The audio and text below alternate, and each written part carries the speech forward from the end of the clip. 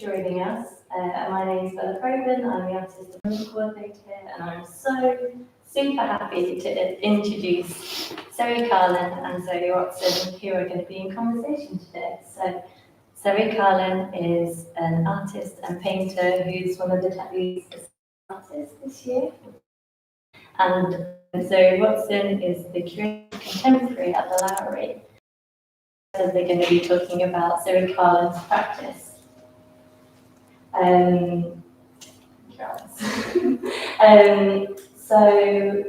So towards the end of the conversation, there'll be a chance to ask any questions. So we'll take questions from the room, but also online via the Q&A function on YouTube. So as we're going along, if you could get questions ready, that would be really great. If you are joining online, there is the option to enable automatic closed captions, which is at the bottom of the screen if you just press the CC button. So just before we begin, I'll describe myself. So I'm Bella, my pronouns are she, her. I have dark curly hair and glasses, and I'm wearing a red jumper. I hand over to Zoë Carlon and Zoe Watson. Thank you. Thanks, Bella. I'm Zoë Carlon, pronouns she, her. I've got brown hair. I'm wearing a burgundy shirt and a stripy t-shirt. And I'm Zoe Watson. I'm wearing a colourful jumper dress. I have blonde hair and red glasses, and my pronouns are she, her. And yeah, it's such a pleasure to be here, and it's so lovely to be here in person, but also to have an online audience as well. Should we just start by saying great name? We knew that would come first.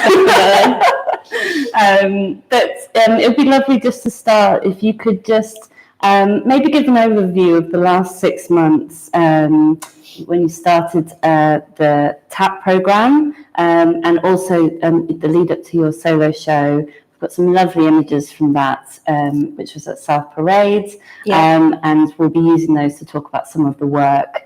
But you've also had a studio space, an open studio for the last week. So we'll talk about some of that work as well. Yeah, definitely. So I've been part of the Tetley Associate Artist Programme over the last year, which is a development programme for artists based within Leeds and the wider West Yorkshire area. And I've been on that programme with 3 other lovely artists. And it's kind of, a really fantastic opportunity to work on our professional development and kind of come together and share our practices and things that we're working on in a really supportive kind of peer-to-peer environment. So we have kind of monthly or every 2 months meet up, we do a studio visit or we bring work to the group, and we just kind of have that chance to chat through works in progress.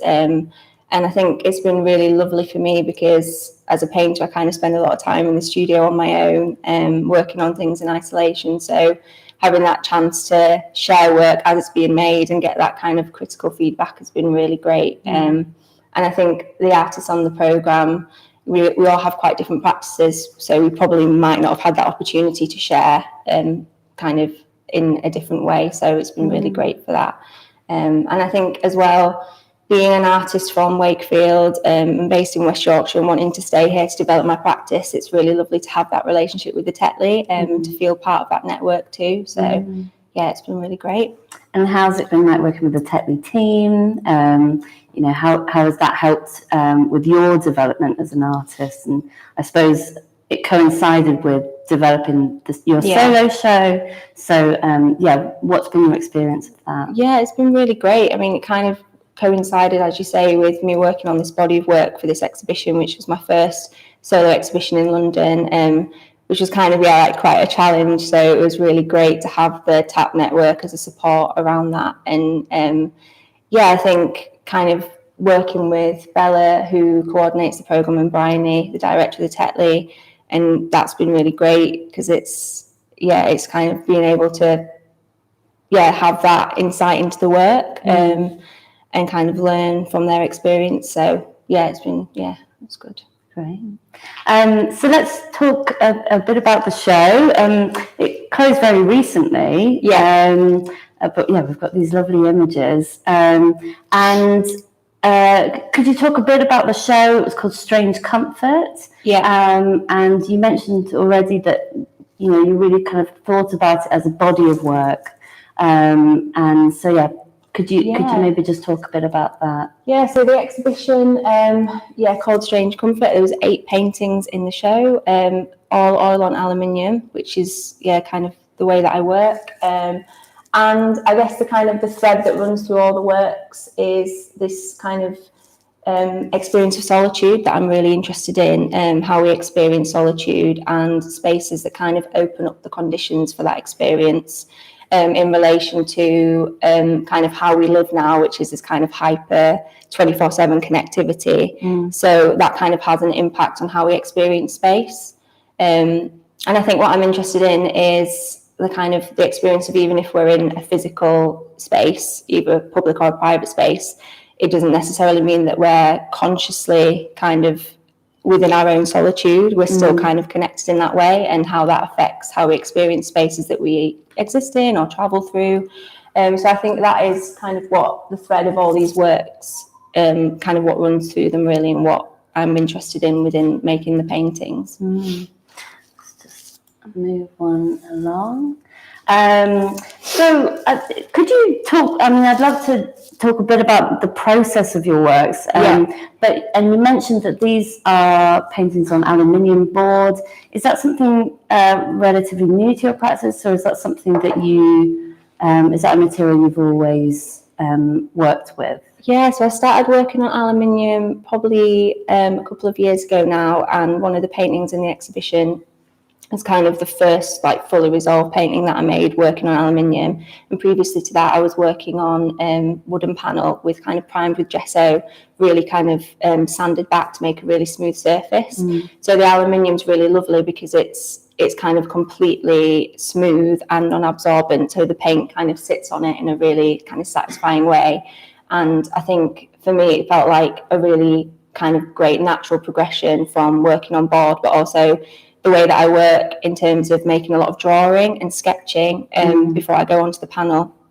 There was something in the kind of, the way that the drawings develop and how that kind of translated onto the aluminium. It just felt like a really good kind of, translation. So I think as well, there's something really nice about the way that I work with the layering of the paint, really thin layers, and something about the way it sits on the aluminium just kind of seemed to work for that. Yeah, you've got two works down in the studio that are on aluminium, and you can definitely see it's got a really nice kind of like translucent, almost like a shimmer to it, I suppose.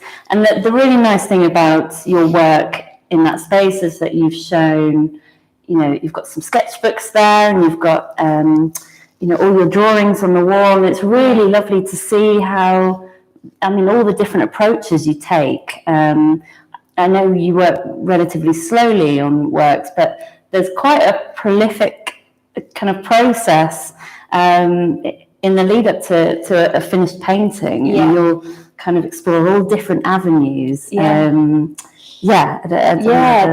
I think I kind of do a lot of really quick sketching, and I often work from photographs that I take, and then kind of the development process of kind of working out the composition and the colour and then the viewpoint, that comes a lot through those initial sketches. So I think that's probably the kind of the quickest part of the process. And then once it goes onto the aluminium, that's a lot more, as you say, a kind of a slower process. But I think there's something in the drawing that you can kind of take a lot of risks and try things out, and kind of work out how you want the painting to develop, that I really like. So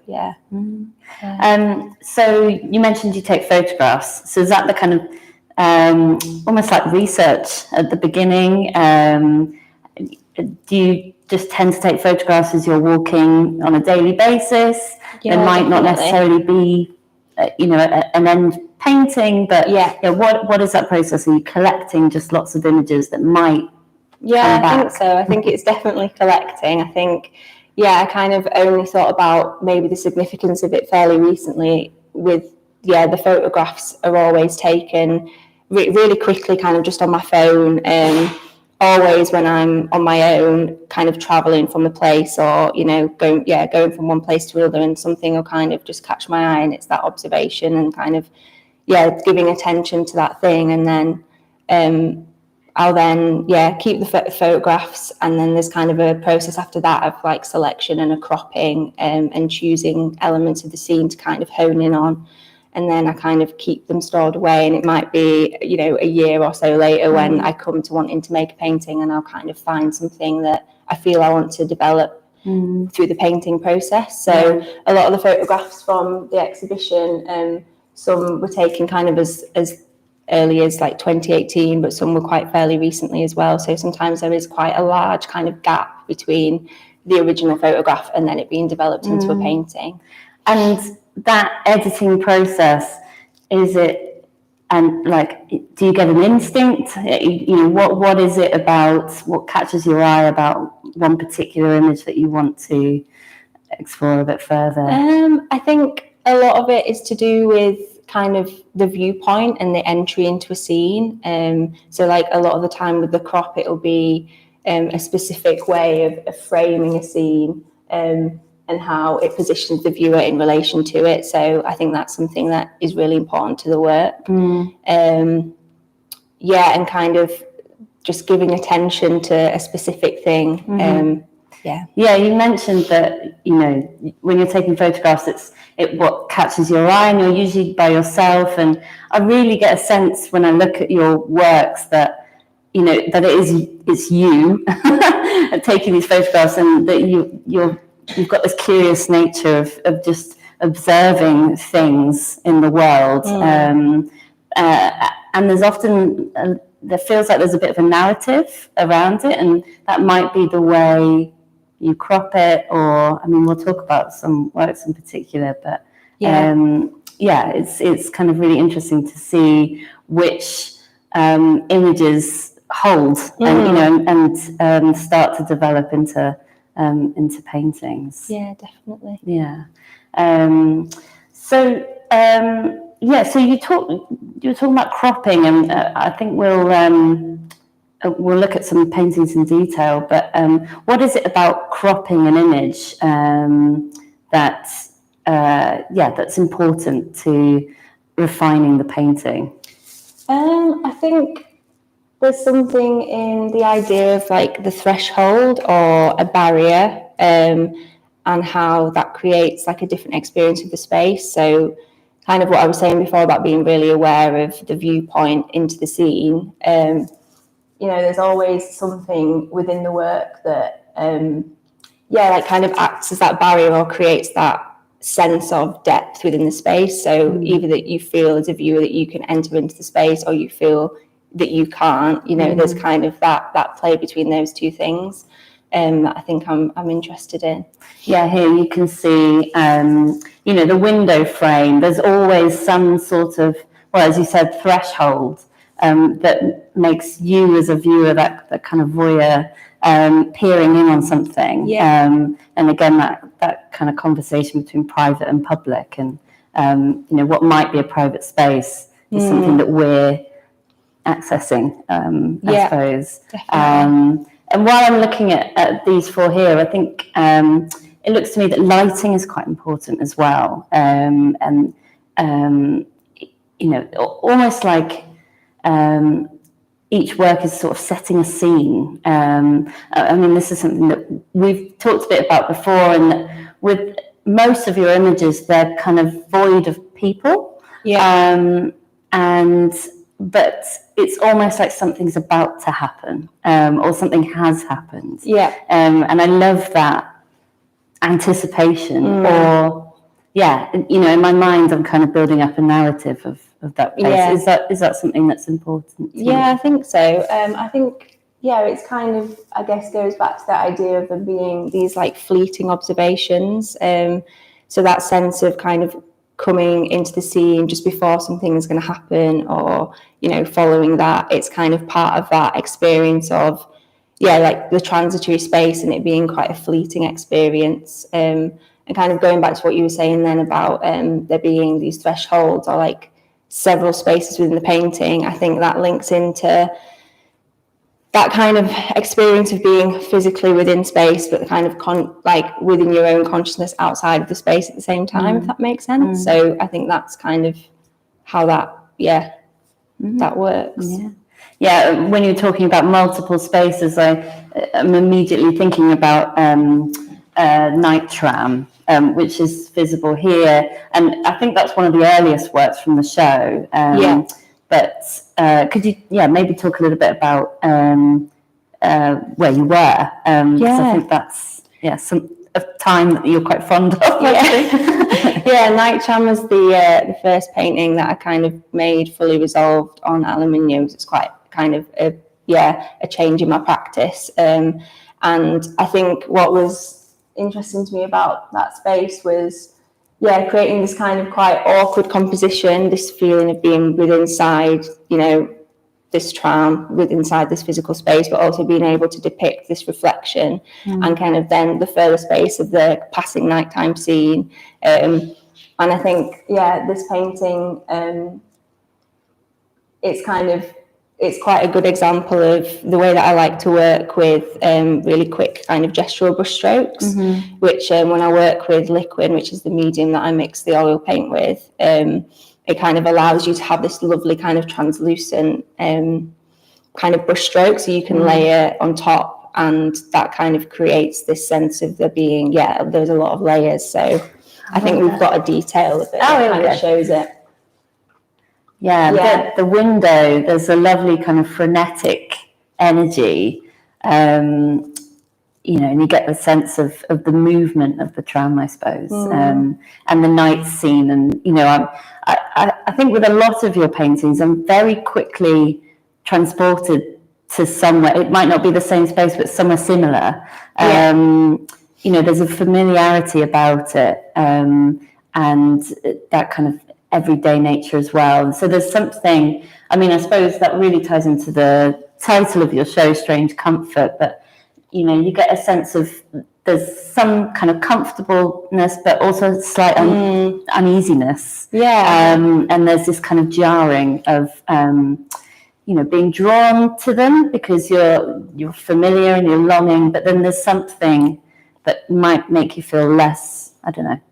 Definitely. I think it's that thing, isn't it, of kind of being within your own solitude can feel like very comfortable and a freeing experience, but simultaneously borders on, loneliness and isolation. So it's kind of the idea that those two things can coexist, and there is like an ambiguity there. And I think, that's something that I'm really interested in, is conveying those two kind of, opposing things in the same space, definitely.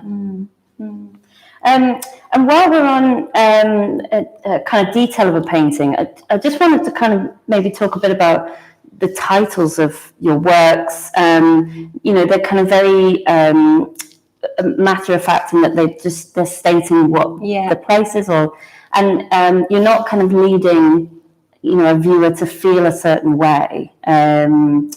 And if anything, it's kind of just sort of giving the context of a space. Is that what you were thinking about? Yeah, I think titles can be really tricky. And I think it's really difficult to, because you can feel like you're leading the viewer, as you say. But I think I do want to keep them very matter of fact, to kind of tie into the idea that the viewer can bring their own experience to it. And it's probably, something that they might have a connection to, but it kind of doesn't lead them in a certain way in terms of a time, or it's just kind of very much what it is, which I think leaves that room for the viewer to bring their own experience to the work, which I think is really lovely. Well, speaking of titles, Strange Comfort is a great title for the show. I really love that. All those ideas around boundaries. A lot of the work you talk about being by yourself, and there being this kind of solitude versus loneliness, and those kind of things to grapple. And there feels like an elephant in the room. In the last 2 years, we've kind of all experienced lockdown in some way. Yeah. And I don't know how much you read, that kind of filters into your work, or, this was work that you were kind of thinking about beforehand. Yeah, definitely. I mean, I think it's something I was thinking about before, but you're right. I don't think you can get away from that association with the work, especially, some of the paintings of kind of those empty dining, the dining room and the market cafe, which depict these kind of empty communal areas. So I definitely can see that. I think, there's a painting in the show called Tennis Court at Night, which is, from a photograph that I took probably, I think, in the middle of lockdown. And I think there's probably something of that experience in that work, because it's a photograph that I took on one of my kind of daily evening walks. It's really close to where I live. And there's probably something in that work about that sense of kind of isolation and something unsettling. So try and find it. It might not be in that order. It's there on the right, but I think we've got Is there a detailed close up? Yeah, this is yes. This probably kind of relates to that experience a little bit. But I think that's something that definitely people can maybe bring out of the work. This painting really, a lot of things that we've already discussed with thresholds and barriers and that kind of hedge in the middle there, gives you the sense that there's something behind it that you want to peer into, and also the lighting. I think this one in particular kind of feels quite dramatic, but at the same sense there's a quietness about the work. So it's always those. Yeah, I think for me I was really, really interested in how to depict the light, just from like a process kind of point of view, that challenge of being able to create that depth of space and the kind of that floodlight and the shadows, and something about not being able to see what's behind the trees, and kind of I think just the process of making the painting, thinking a lot about where the light would fall and how so like the detail of the trees, the ground, the colour that I put down first was kind of this bright, like luminescent yellow, to kind of create that sense of them being backlit. So I think a lot of this was thinking a lot more consciously for me about how to depict the light. And I think. And would that have come at the painting stage? I mean, just to kind of go back again to the studio space here, and you can see that there's photographs, and then you might pencil sketch, and then it's charcoal, and you'll try different perspectives, and there's so much of that before the kind of resulting painting, which is really fascinating, and it's you can see your thought process through that, and I love that you take time with that and you sit with those. So at what point do you start to think about light and colour? Is it towards the end with the painting? I think I often think about it kind of doing oil sketching before I go onto the panel, and that's going to start to work out the colour. But I think it's very much something that you respond to within the painting, and the painting process kind of leads you in that way. But I think, for this one, I did quite an in-depth study before. So I think this is one of the paintings that I did actually plan a lot more, which is a different way of working and quite interesting, because sometimes you can plan and you can just end up doing something completely different. But I think the colour is really important, because the forms are made up of the colour, and that's kind of how it builds. So.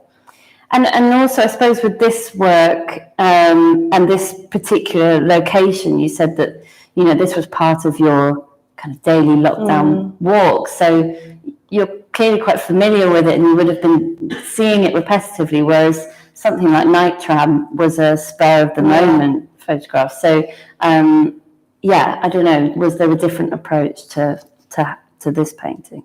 I think that's a really interesting question, actually. I think, I mean, there's probably something in it being an area that I've got a much stronger connection to. But yeah, that's really interesting.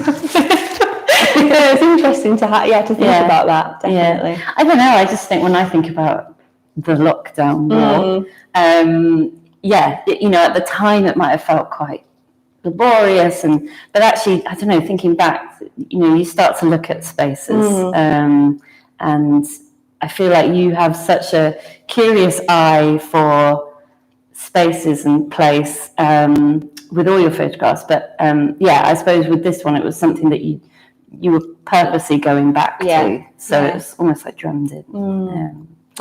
Let's see if there's...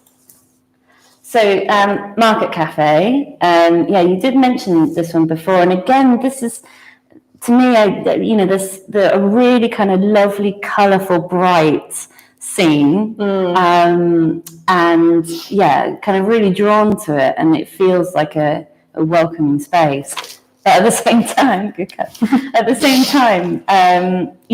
there's quite a sadness to it. Yeah, it's void of people, and I don't know whether I draw lockdown into that, and maybe it's just an out of hours, but again, it's that sort of playing with two feelings or emotions. Yeah, definitely. What do you... I agree. I think there is, the colour in this work, I think is quite different to a lot of the other works, something that I was kind of playing with quite a little bit. But I think there's something in this, like you say, about there being this scene that hasn't been activated, and I guess it's a corner of a market, which it's kind of like a multi-purpose space, something that you walk through, and kind of I'm always interested in spaces that you kind of move through and might not notice. So I think there's definitely something in that, that being kind of sort of something where action is just about to take place. And that anticipation, because you can definitely get a sense of what there'd be a hive of activity in this space and on a weekend, daytime. And so what is it about capturing a moment that's void of people? Do you prefer to just avoid painting people, or is it more about the space and that kind of... I think there's a painting in the exhibition that has figures in, called Their Meeting, which is the first time that I've ever painted figures in a painting. And I think, I've always been drawn to spaces and depicting spaces that are void of people. And I think for me, it's about the viewer being able to situate themselves within that space, but also simultaneously being outside of the space. So I think, I'm just interested in that kind of idea of absence and presence, and, feeling like it's a space that you might have come across before, but you can't quite place where. But Shall we have a look at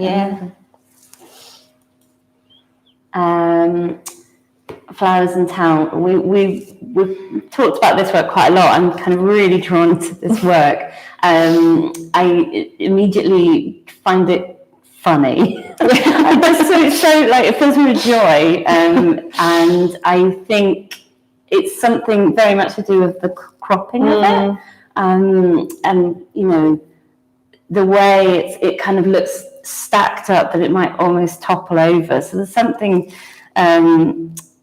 interesting about that. But could you perhaps just talk a bit about this work? I think this work, I really sort of wanted to play with the scale and have this kind of this zoomed in sort of approach to this subject.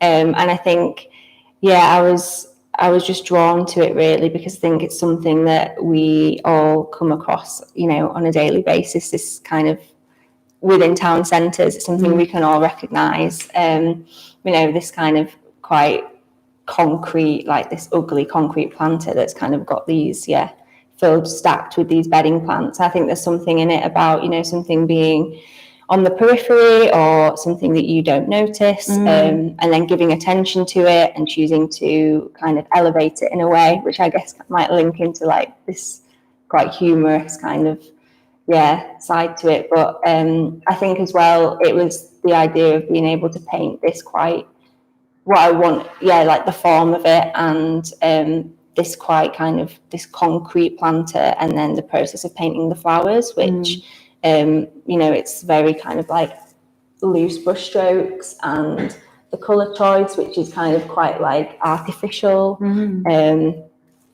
I was thinking a lot about Winifred Nicholson, who's one of my favourite painters, and the way that she paints flowers, and kind of how gestural the brush stroke is, and she'll kind of depict a flower with literally like 2 or 3 brush strokes, which I was just kind of really drawn to. So I think that was something that I was thinking about a lot with this painting. And this is a work that you've reworked a lot. Like I've seen a lot of versions downstairs. I've done a lot of sketches of and different cropped versions of it, or was it more about that process of painting and trying to kind of refine that? I think I did quite a lot of sketches to work out the composition, because I knew that I wanted it to be this kind of zooming in, but then that's quite dictated by the size of the panel and how it sits within the frame of it. So because that familiarity you're talking about, that could be in any town centre. That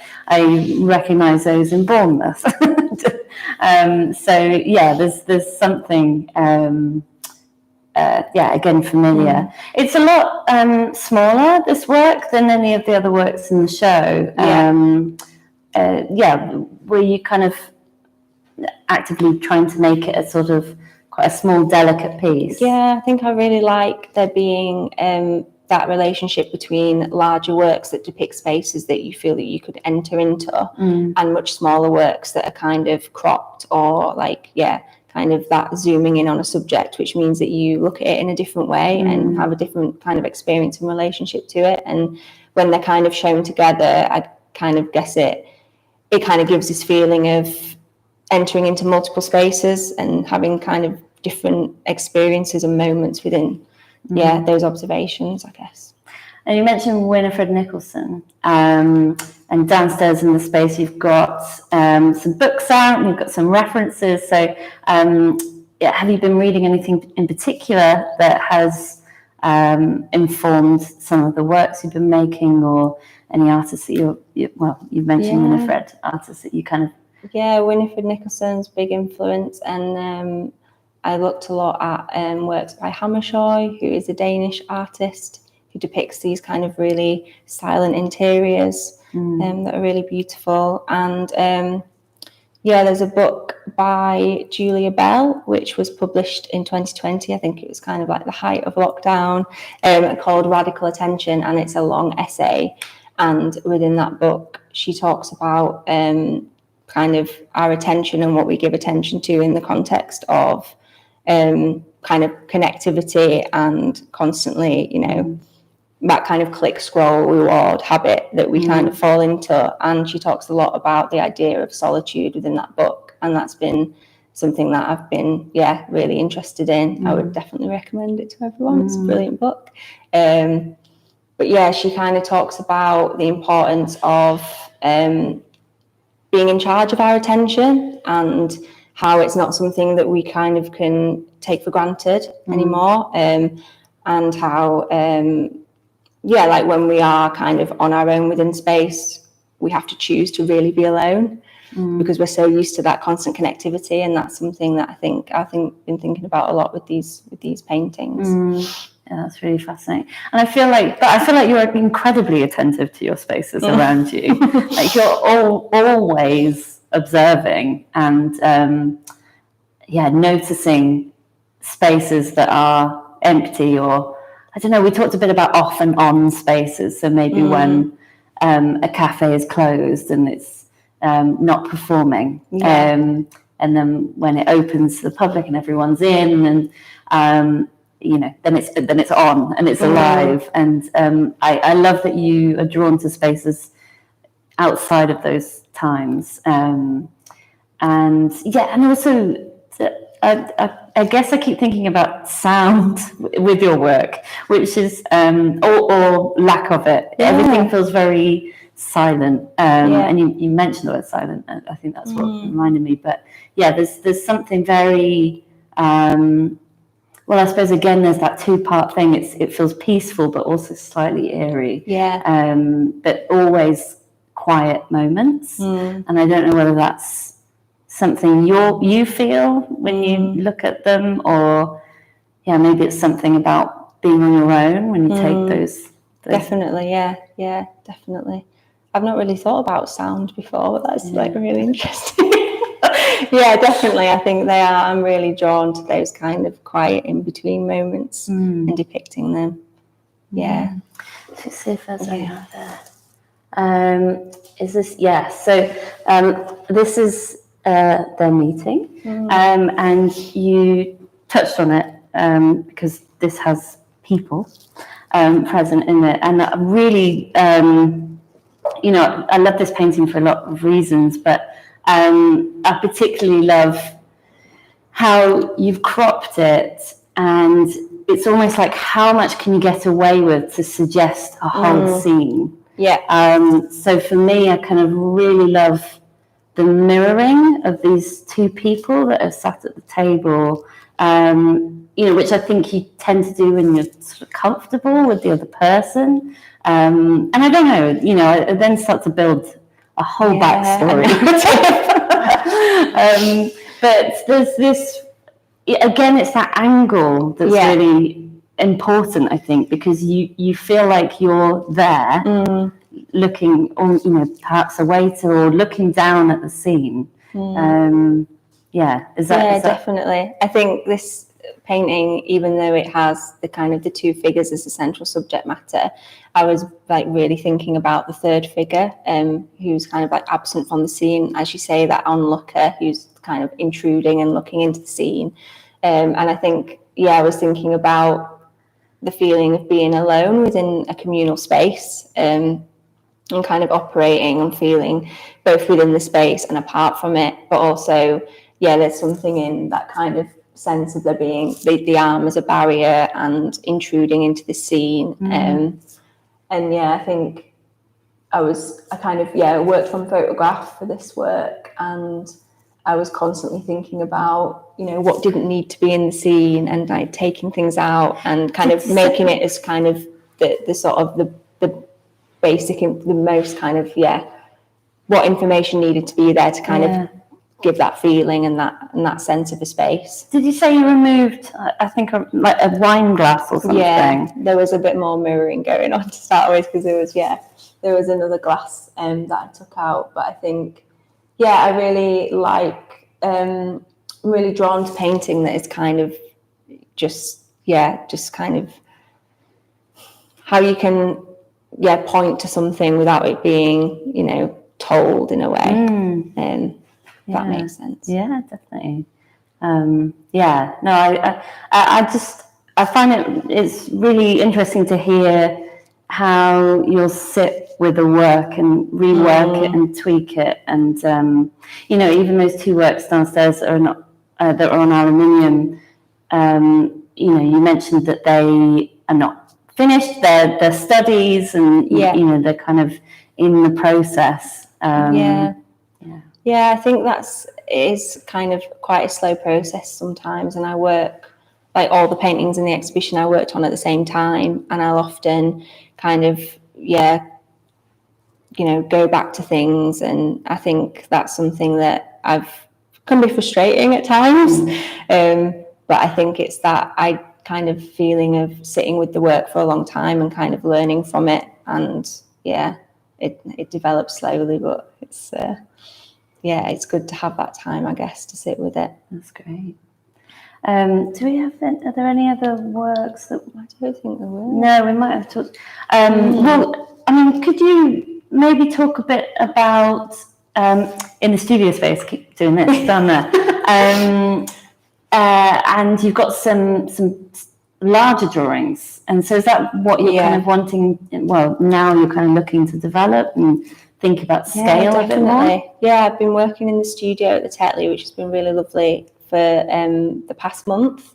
And I've just been using the space really to do a lot of drawing and working on a variety of scales. And couple of the drawings in the space are quite large scale drawing in charcoal.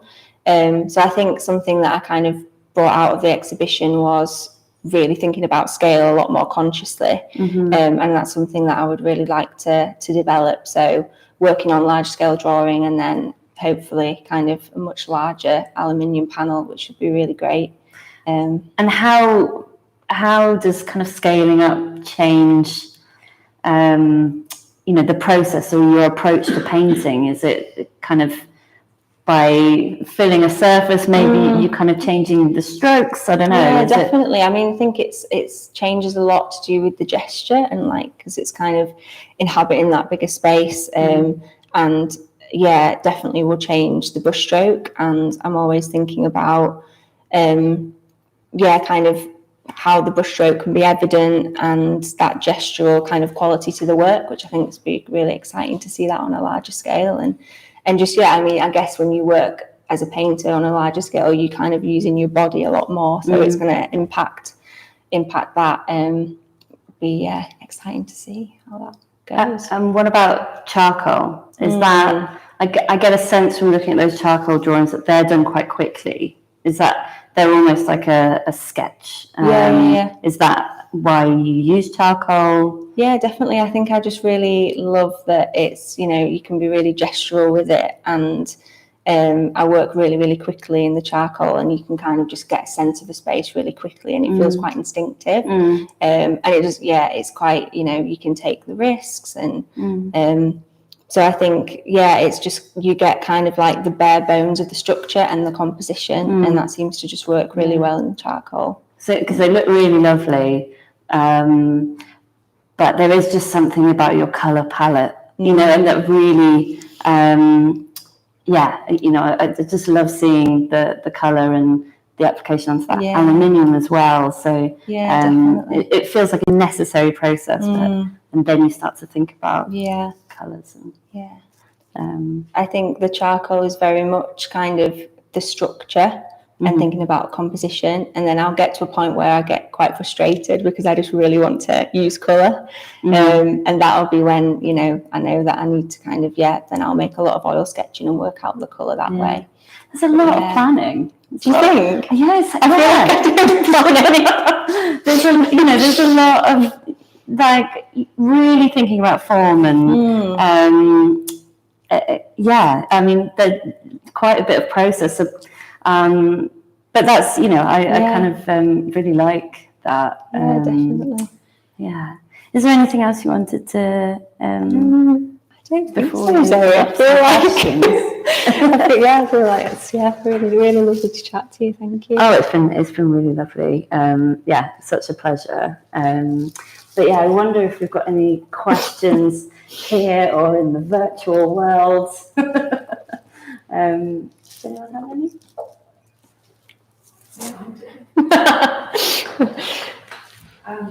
So you've got quite an extensive process in how you go from spotting something to paint the image and then creating studies of it. How many more of these kind of formations of ideas have you got up your sleeve? And how many kind of get whittled down?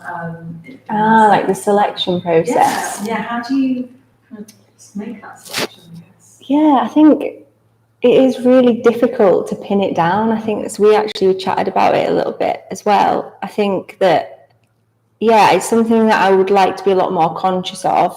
I think there's the process of kind of taking the image and then the cropping of it and then kind of putting it away for a little while and coming back to it and then making the drawings. And I think maybe the kind of key selection process is choosing to develop a work from the photograph.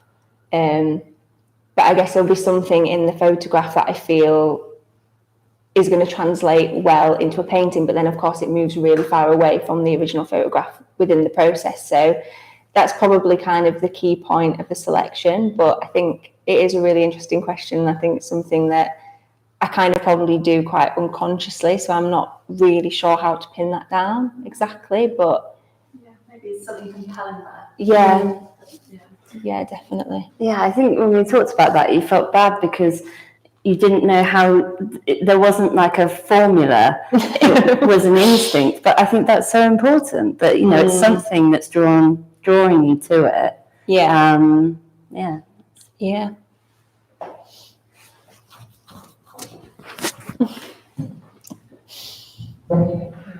So thank you for that, it was absolutely marvellous, it was really, really interesting. I was just wondering, something that struck me, a lot of the subject matter of a lot of your paintings, a link is possibly its municipality, so that the market hall, the tennis court and the train, these are all sort of very, very public spaces. And in terms of possible kind of movement to a sense of landscape, do you ever feel drawn to the natural landscape, or are you quite clear about the urban?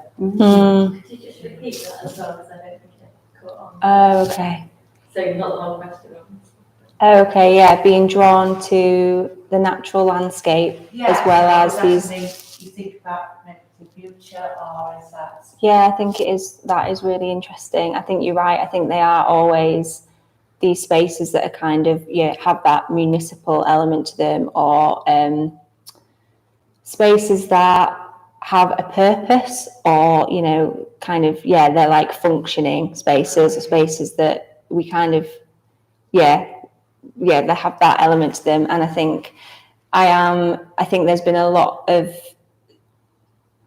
I kind of started to draw a lot more things that are linked to the natural world in terms of the flowers and the kind of that depiction of those trees. And I think they've always still been within that relationship with the kind of the municipal. So, I think that is something that I would be really interested to think about a bit more. But there might be something in, just these spaces being more linked to like every day in a way, and that functionality, which I guess I'm more drawn to. And there's always a connection with people. When with flowers in town, we're talking quite a lot. You talked about the person that takes care of those flowers. Yeah. An unsung hero that every day will come and look after those flowers, and most people might just pass it without noticing. So it feels like while there might not always be in the painting, there's always some connection. Yeah, definitely. Yeah. Thank you. I was going to ask a bit about, you talked about capturing images on your phone. I guess there's like a kind of quick shorthand, but I was wondering, a quick way to capture an image. But I was looking at your paintings again, and there's something about like the quality. They seem quite flat in some ways. Like, although there's obviously like here, a background, somehow the quality of them is quite bland. And I wondered if there was something about capturing things on that digital image and the quality of that. That you enjoyed as well. Definitely. I think that is really key. I think there's a constant kind of in the process grappling with like flatness and depth. So building a depth into a space, but also it being, quite impenetrable at the same time, or there being, like a kind of a lack of perspective with the light, or something that doesn't quite sit right. And I think that definitely comes from working from, that source material, which, kind of it flattens the image, it flattens the colour. But also, I think it's a lot to do with the way that I apply the paint and kind of build up the space, is that I'll kind of work with, a lot more evident brush stroke in a much more looser way, and then there'll be like a kind of a flat block of colour, which kind of creates that, that feeling, which,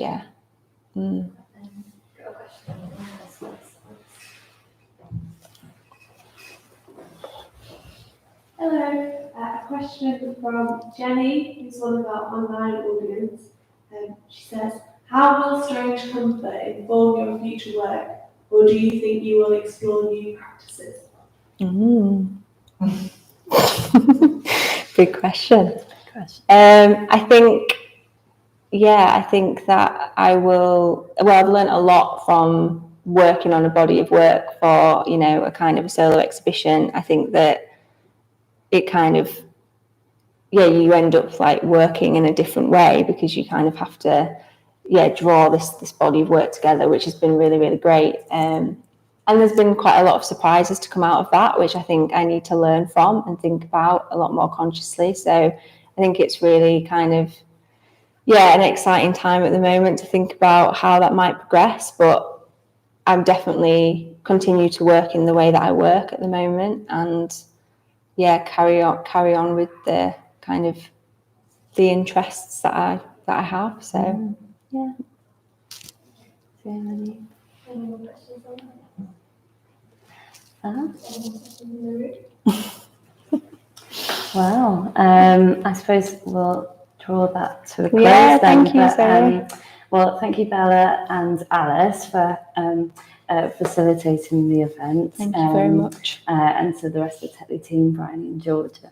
And thank you so much, Zoe, for talking about your work. And it's been such a pleasure getting to know it. And Thank you, Zoe. It's been really lovely chatting to you. And thanks so much to Bella and Alice for all your support for the event. It's been lovely. Thank you. Fab. We just posted that.